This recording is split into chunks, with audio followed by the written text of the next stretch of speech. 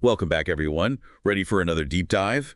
Today we're looking at a case study, a 2025 case report from Equine Veterinary Education.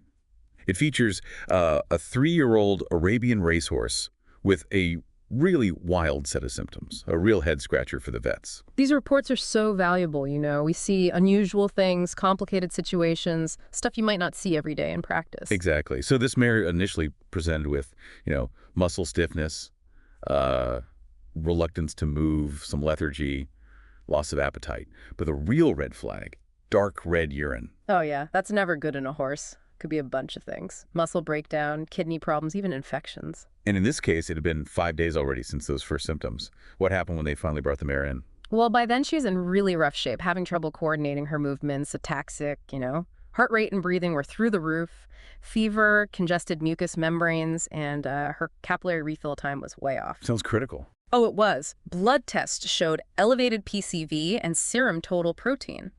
Dehydration, they figured about 10 to 12%. And she was passing blood in her stool, Melina, and she even collapsed. Couldn't get up for like half an hour. Wow. So at that point, what were the vets thinking? With all that, they were leaning towards rhabdomyolysis and secondary acute renal failure. Rhabdomyolysis, sometimes called tying up, right? That's the one. Muscle tissue breaks down, releases all sorts of bad stuff into the bloodstream. And how does that lead to kidney failure? Well, when your muscles break down, they release myoglobin, a protein. Too much of that hits the kidneys, and it's like clogging the filters.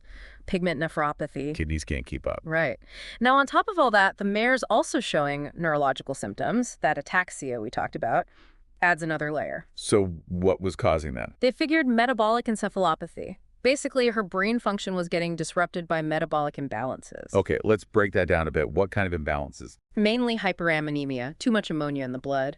And then other uremic toxins building up because her kidneys weren't filtering them out. So it's like a domino effect. Yeah. Muscle breakdown, then kidney failure, then brain function gets messed up because of the toxins.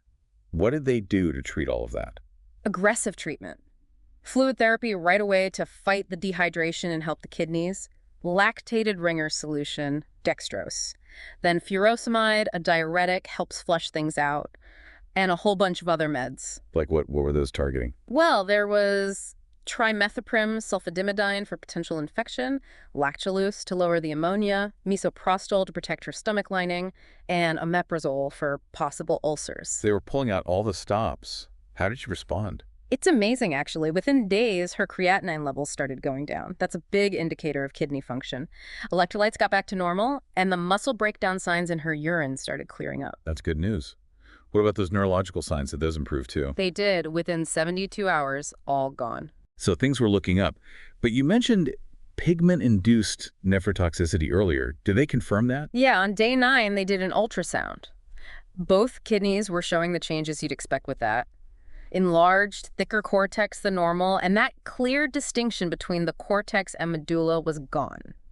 They even saw less detail in the internal structure, all because of those toxins hitting her kidneys. But she was getting better clinically, even with the kidney damage. What happened next? They discharged her after 12 days. Wait, 12 days?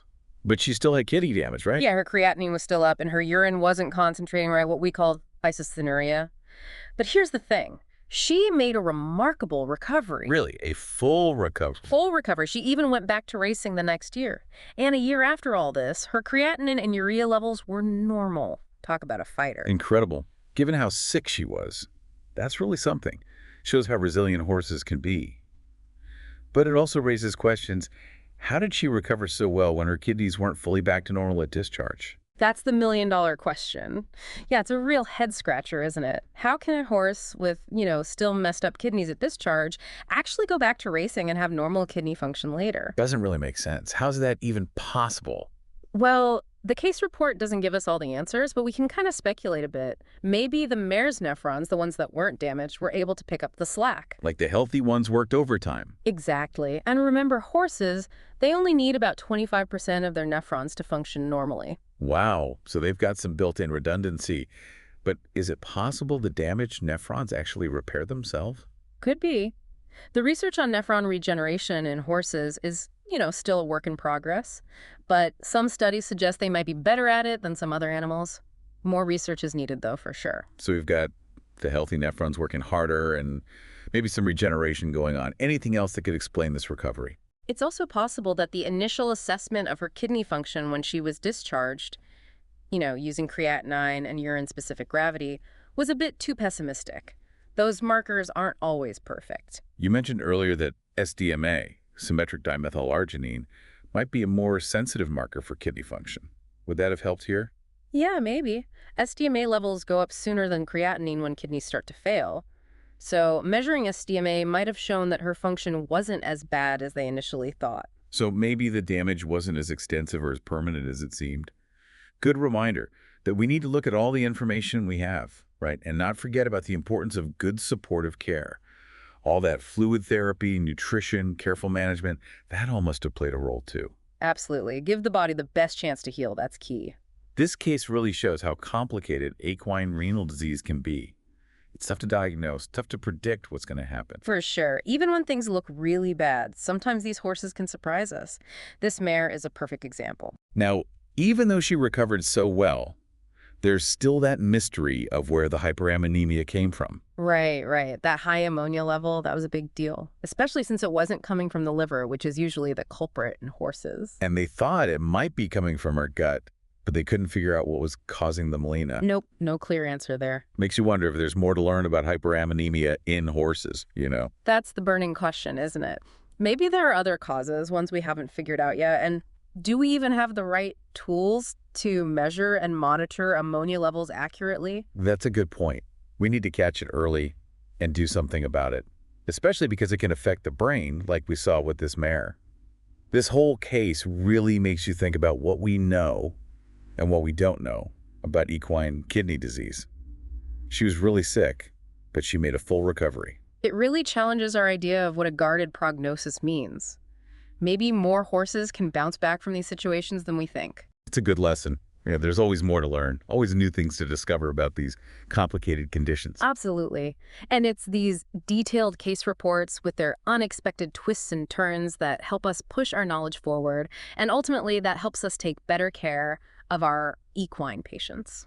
Okay, so as we wrap up this deep dive, let's circle back to that mystery, the hyperammonemia.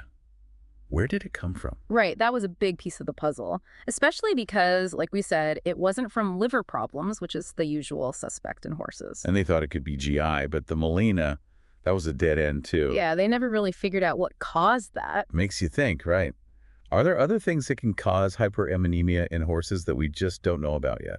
Could be. It definitely highlights the need for more research, especially for cases that aren't linked to liver disease. I mean, what else are we missing? And it can be so serious, like we saw with this mare, how it affected her brain. Exactly. Early detection, that's key. We need to be able to recognize it and treat it quickly. This whole case, it really makes you think about what we know about kidney disease in horses.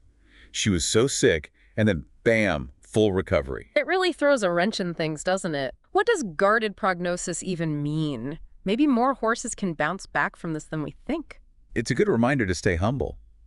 There's always more to learn, always something new to discover about these complex cases. Absolutely. And these case reports, they're so valuable. They make you think outside the box, challenge your assumptions.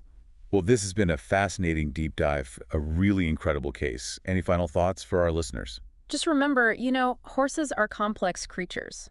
What seems like a simple muscle problem can turn into a multi-system issue, like we saw here. Think big picture and never underestimate their ability to heal. From Vet Neurojar, keep those minds inspired, hearts light, and tails wagging.